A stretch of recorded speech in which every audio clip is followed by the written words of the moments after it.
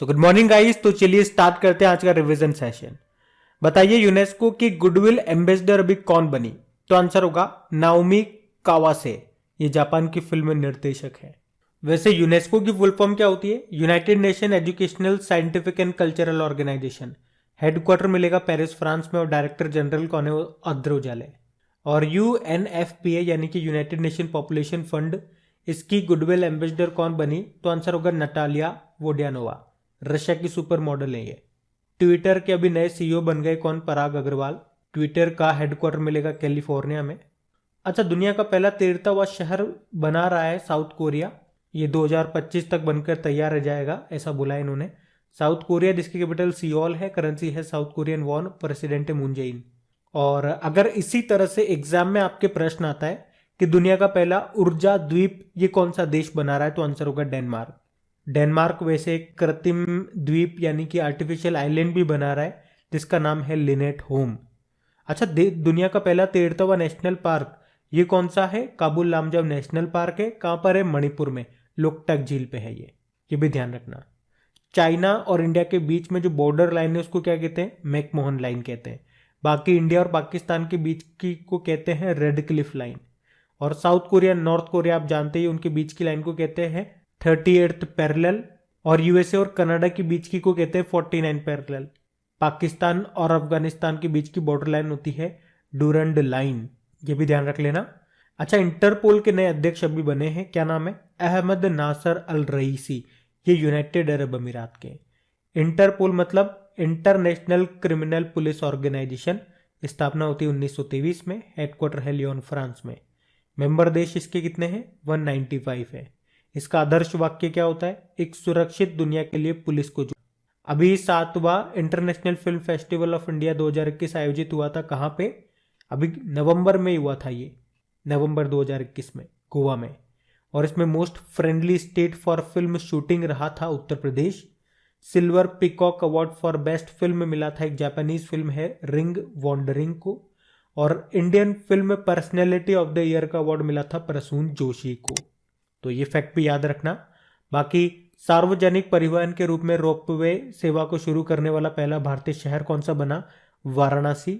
और इस तरह से आप कह सकते हो जो भारत है ये सार्वजनिक परिवहन के रूप में रोपवे का उपयोग करने वाला बोलीविया और मैक्सिको के बाद दुनिया का तीसरा देश बन गया।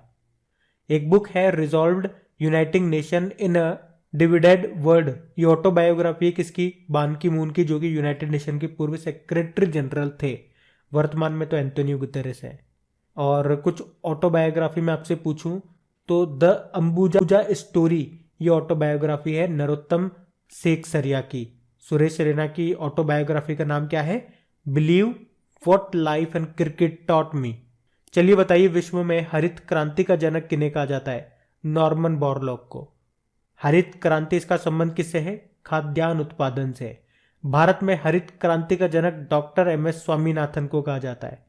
और एम.एस. स्वामीनाथन से याद आना चाहिए 2017-19 के लिए 7वां डॉक्टर स्वामीनाथन एम.एस. स्वामीनाथन पुरस्कार मिला था अभी वी प्रवीण राव को।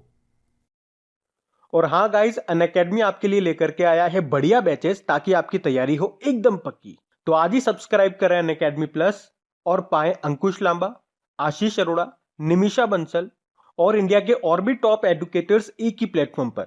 देखो, आपको बैचेस बिल्कुल बेसिक से लेके बिल्कुल हाई लेवल तक मिल जाएंगे। और जितने भी बैचेस हैं, जितने भी कोर्सेज हैं, उनमें आपको डेडिकेटेड डाउट सेशंस भी मिलेंगे। तो ये एक ऐसा मौका है जहां पे आप एडुकेटर्स के साथ लाइव इंटरेक्ट करके अपने डाउट्स को क्लियर कर सकते हैं। और इसी सब्सक्रिप्शन में आपको मॉक टेस्ट भी मिलेंगे डिटेल्ड एनालिसिस और एक्सप्लेनेशन के साथ।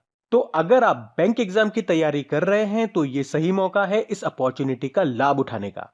और देखिए, जितने भी अपकमिंग बैचेस हैं उनकी लिस्ट आपको स्क्रीन पर दिख रही होगी। और हाँ, सबसे इंपॉर्टेंट बात, जल्दी प्लस सब्सक्रिप्शन की फीस बढ़ा दी जाएगी। और हाँ, बिना कोई वक्त जाया कीजिए सब्सक्राइब करें अनअकैडमी प्लस पर और इस मौके का फायदा उठाएं। तो करना क्या है? बेसिकली बिना कोई देरी किए जाइए और अनअकैडमी प्लस का सब्सक्रिप्शन ले लीजिए। और हाँ, सबसे इंपॉर्टेंट बात, मेरा कोड इस्तेमाल करना मत भूलिएगा। कौन सा? क्रैक एग्जाम 10, क्योंकि इसे यूज करते ही आपको 10% का इंस्टेंट डिस्काउंट मिल जाएगा। आपकी फीस कम हो जाएगी। तो जितने भी इंपॉर्टेंट लिंक्स हैं आपको नीचे डिस्क्रिप्शन में मिल जाएंगे, वहां जाकर के आप इसे चेक कर सकते हैं और इनका फायदा उठा सकते हैं। अभी हम बढ़ते हैं आगे। बताइए विश्व शाकाहारी दिवस कब मनाते हैं? ये मनाते हैं 1 अक्टूबर को, वर्ल्ड वेजिटेरियन डे। वैसे एक वर्ल्ड वेगन डे भी होता है जो 1 नवंबर को मनाते हैं। विश्व सुनामी जागरूकता दिवस कब मनाया जाता है? 5 नवंबर को। एक विश्व समुद्र दिवस भी होता है जो सितंबर के लास्ट थर्सडे को मनाते हैं। इस बार हमने 30 सितंबर को मनाया, वो वर्ल्ड मैरीटाइम डे बोलते हैं उसको इंग्लिश में। और नेशनल मैरीटाइम डे ये 5 अप्रैल को होता है। वर्ल्ड साइंस डे 10 नवंबर को होता है। थीम क्या रही थी? Building climate ready communities. एक नेशनल साइंस डे भी होता है जो सीवी रमन की जयंती को मनाते हैं, यानी कि 28 फरवरी को। राष्ट्रीय कैंसर जागरूकता दिवस 7 नवंबर को मनाया जाता है। वर्ल्ड कैंसर डे भी होता है 4 फरवरी को। राष्ट्रीय शिक्षा दिवस यानी कि नेशनल एजुकेशन डे 11 नवंबर को होता है। ये भारत के पहले शिक्षा मंत्री थे मौलाना अबुल कलाम आजाद, उनकी जयंती को। एक इंटरनेशनल एजुकेशन डे भी होता है जो 24 जनवरी को होता है। उसी दिन नेशनल गर्ल चाइल्ड डे भी होता है। विश्व निमोनिया दिवस कब होता है? 12 नवंबर को। और लोक सेवा प्रसारण दिवस ये भी 12 नवंबर को होता है, पब्लिक सर्विस ब्रॉडकास्टिंग डे। और अंतर्राष्ट्रीय सहिष्णुता दिवस ये होता है 16 नवंबर को। वैसे पहला ऑडिट दिवस ये भी हमने इस बार 16 नवंबर को ही मनाया है। तो अब पुराने महीने के करंट अफेयर्स का हम लोग रिवीजन करेंगे। फिर बताइए, actually I met them a memoir नाम की बुक को किसने लिखा? गुलजार ने। और गुलजार की पिछले साल आपको याद होगा सन 2020 में एक और बुक आई थी जिसका नाम था बोस्कियाना। विश्व ऑस्टियोपोरोसिस दिवस ये कब मनाया गया? 20 अक्टूबर को। थीम क्या है? हड्डियों की ताकत की सेवा। हड्डियां कमजोर हो जाती है ना, ऑस्टियोपोरोसिस बीमारी में क्या होता है, जो बोन्स होती है, हड्डियां होती है, बहुत कमजोर रहती है। और वैसे आपको बता दूं 20 अक्टूबर को इंटरनेशनल शेफ डे के रूप में भी मनाया गया, जिसकी थीम थी भविष्य के लिए स्वस्थ भोजन। और 20 अक्टूबर को वैसे वर्ल्ड स्टैटिस्टिक डे भी मनाया जाता है, हर 5 साल में एक बार मनाते हैं। भारतीय भारोत्तोलन महासंघ का अध्यक्ष किसे चुना गया? सहदेव यादव को। और आपसे पूछा जाए ना, इंटरनेशनल वेटलिफ्टिंग फेडरेशन का हेडक्वार्टर कहां पर है? लुज़ेन स्विट्जरलैंड में। बताओ किसने उबेर कप जीता है? उबेर कप का संबंध किससे? पहले तो ये बताओ। बैडमिंटन से। ये महिलाओं का बैडमिंटन टूर्नामेंट है। ये चाइना ने जीता है जापान को हरा के। कहां पे हुआ था? डेनमार्क में। बताओ बुक है अगला वाला प्रश्न। Sir Syed Ahmad Khan reason revision and nation नाम की बुक को लिखा? शेफी किदवई ने। अगला है, मुख्यमंत्री राशन आपके द्वार योजना को शुरू करने की घोषणा की? मध्य प्रदेश ने। किसने भारत के भू स्थानिक ऊर्जा मानचित्र को लॉन्च किया? नीति आयोग ने। इंग्लिश में बोलेंगे इसे geographical information system map of India. किस देश के द्वारा विश्व प्रसिद्ध कैम्ब्रियन पेट्रोल अभ्यास आयोजित किया गया? तो आंसर होगा यूके। और जिसमें भारत को रिप्रेजेंट करने वाले गोरखा राइफल्स की एक टीम ने गोल्ड जीता। किसने थॉमस कप जीता? थॉमस कप, इसका संबंध किससे है? बैडमिंटन से ही। इंडोनेशिया ने जीता ये चाइना को हरा करके। ये पुरुषों का बैडमिंटन टूर्नामेंट है। और ऊपर हमने देखा था उबेर कप, वो महिलाओं का बैडमिंटन टूर्नामेंट है। बताओ प्रशासन गांव के संग अभियान को शुरू किया? आंसर होगा राजस्थान ने। चलो एक क्वेश्चन मैं आप लोगों से पूछूंगा। अभी जो सुशासन सप्ताह, गुड गवर्नेंस वीक हमने मनाया 20 से 25 दिसंबर तक, उसकी थीम क्या रही है बताओ आप। बताओ किसने यूनेस्को का मार्शल आर्ट शिक्षा पुरस्कार 2021 जीता? कुंग फू नन ने। स्टार्स इन माई स्काई नाम की बुक को लिखा? दिव्या दत्ता ने। और 2021 वैश्विक खाद्य सुरक्षा सूचकांक में भारत कौन से स्थान पर रहा? ग्लोबल फूड सिक्योरिटी इंडेक्स में 71 नंबर पे। जेम्स पैटिनल ने अंतरराष्ट्रीय क्रिकेट से संन्यास ले लिया। उनका संबंध किस देश से है? ऑस्ट्रेलिया से। 2021 BNP Paribas open tennis tournament का आयोजन कहां पे किया गया? यूएसए में।